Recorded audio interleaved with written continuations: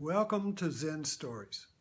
I'm going to change the name of Zen Stories to Buddhas in Your Landfill. If you remember last week, I talked about finding, not last week, but the other talk, I talked about finding a Buddha in my landfill.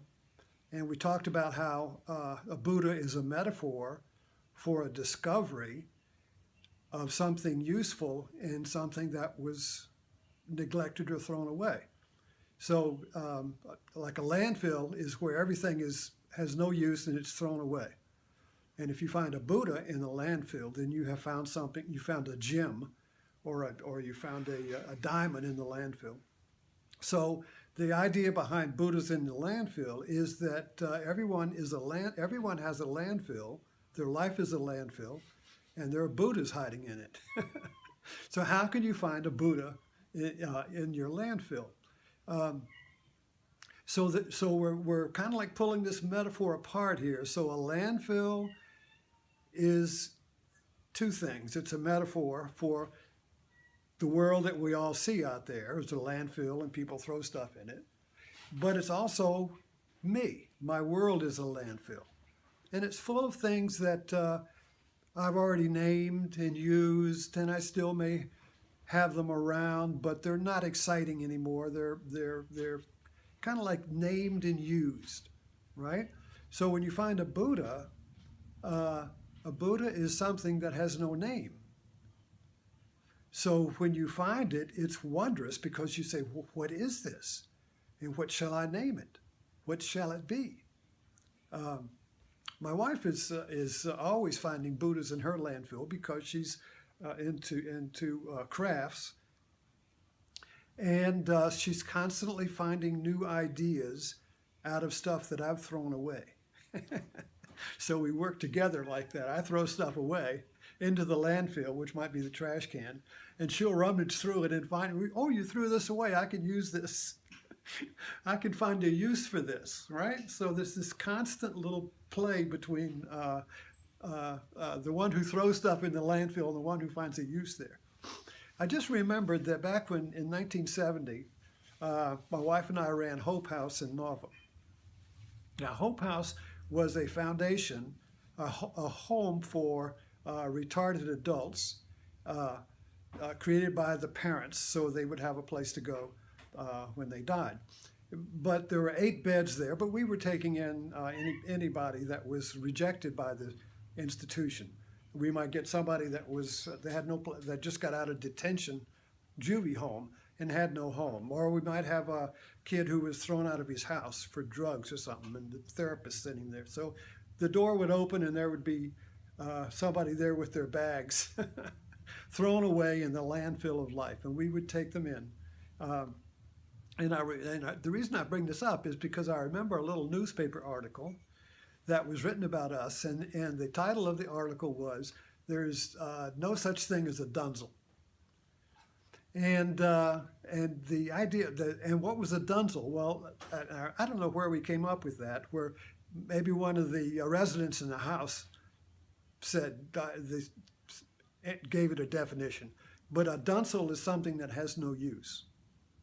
So, but you discover a use for it. So we were discovering dunzels. These people were dunzels. So that's another way of understanding the landfill, that the landfill of our life is filled with potential, but we don't see anything there. The only people that live, the only thing that sees a potential in a landfill are the seagulls that flock around it, and find something to eat there. So this all fits together to me in the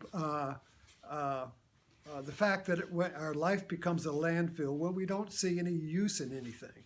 We're just recycling everything. Everything is that we do the same thing, the same rituals, the same people, the same ideas, the same fears, the same emotions. Everything is ritualized into a pattern of sameness, and we sense that our life is dying or has no juice in it, but we don't know anything different because everything is a landfill and everybody's living in the same landfill. So we have our personal landfills, and then we have a collective landfill.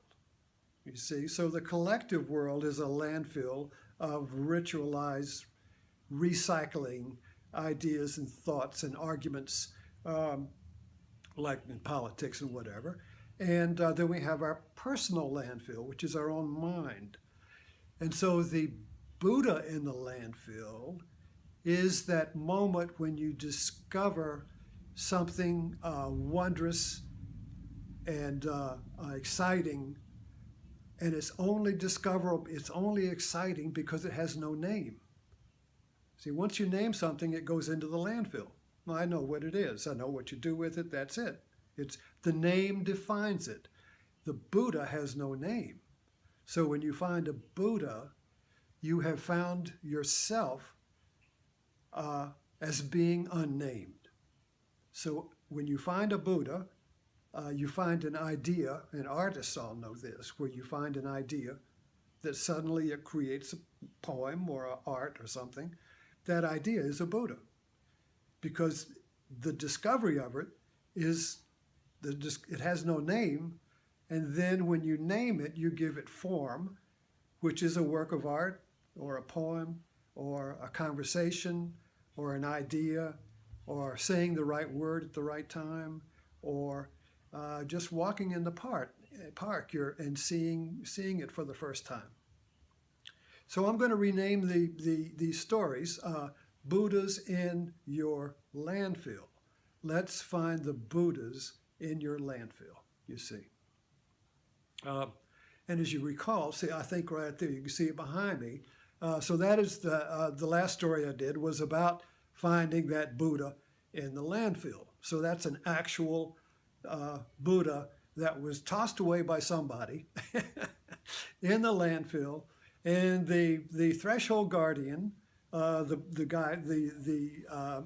landfill guy who weighs the trucks, found it, and he had no idea what it was because he had it on a shelf along with Mickey Mouse and some other dolls and stuff he had thrown there, you know. So they were just kind of like sitting there, but he didn't know what he didn't see the wonder in it. He didn't see the excitement in it and the potential. And so I saw it, and I bought it from him and brought it home. And now it's reawakened, you see. The little stone Buddha has been sitting on a shelf, and now I've found it again and given it a whole new Buddha meaning, you see. Now it wants to become your Buddha in the landfill. And these stories are going to be about finding not my Buddhas, but your Buddhas, which are really the same Buddhas. In other words, the stories I'll be telling will be the Buddhas I found in my everyday life. But my finding this story is a universal story because we're all looking for the same Buddha, you see. So when I discover a way to see it, that will help you discover a way to see the Buddhas in your backyard, in your landfill. I remember when I started teaching, not teaching, but writing for the local paper, and the idea was from a book, and Finding Diamonds in Your Backyard. I think that was the name of it. So the stories I wrote about the people in my community, metaphorically to me, meant I was finding the diamonds in my backyard. Up until, this was 1987, up until 1987, I had spent my life always thinking about where I was going to go next. I grew up in a military family, so as a child, we always moved every 2 years. And I continued that expectation of where am I going to go next. There's a backyard, there's a Buddha somewhere in the future. You know, my Buddha's in the future, my meaning's in the future. Right now, I'm living in a landfill. Where am I going to go next, you see? But when I got the job writing about the community, when I got the job finding stuff in the landfill and writing about them as a treasure, suddenly there was a tremendous shift in my life, and I stopped thinking about where I was going to do next, and I unpacked my bags and said, I'm here.